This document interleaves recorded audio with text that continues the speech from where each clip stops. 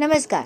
आज आपण करूया शेवगा आणि ब्रोकोलीचे सूप. त्याच्याआधी घ्या शेवगा, त्याच्यावरच्या शिरा काढून टाका.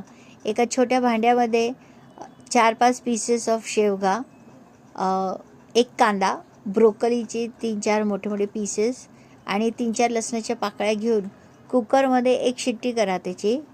त्याच्यानंतर ते सगळं एका याच्यामध्ये काढून घ्या.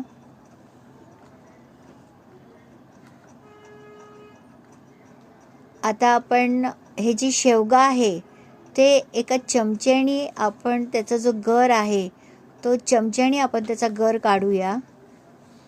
मिक्सरमध्ये ऑलरेडी बाकीचे 3 इन्ग्रेडियंट्स मी ठेवले, कांदा, लसूण आणि ब्रोकोली.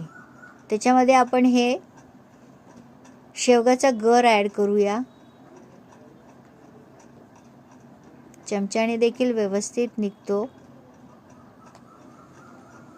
मिक्सरमधनं बारीक केल्यावर त्याचा अशी छान पेस्ट तयार होते.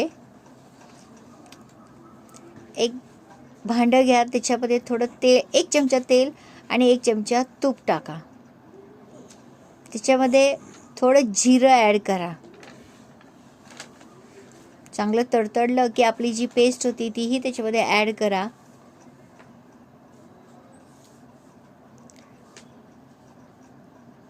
आणि त्याच्यामध्ये ॲड करा पाणी. पाणी अजून थोडंसं ॲड करा, कारण की आपल्याला कन्सिस्टन्सी साधारण मीडियम कन्सिस्टन्सी पाहिजे आपल्याला. एवढं थिकनेस ठीक आहे.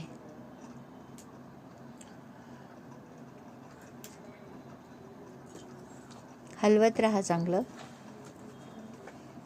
त्याच्यामध्ये ॲड करा 1 चमचाभर ब्लॅक पेपर पावडर आणि 1 चमचा मीठ आणि थोडासा गूळ, कारण की शेवगा थोडासा असा तुरट असतो म्हणून थोडासा गूळ ॲड करायचा. एक चांगली दणदणीत उकळी येऊ द्या. आपलं शेवगाचं सूप तयार आहे. गरम गरम सर्व करा शेवगा ब्रोकोलीचं सूप. व्हिडिओ आवडल्यास लाईक, शेअर आणि सबस्क्राईब करा. धन्यवाद.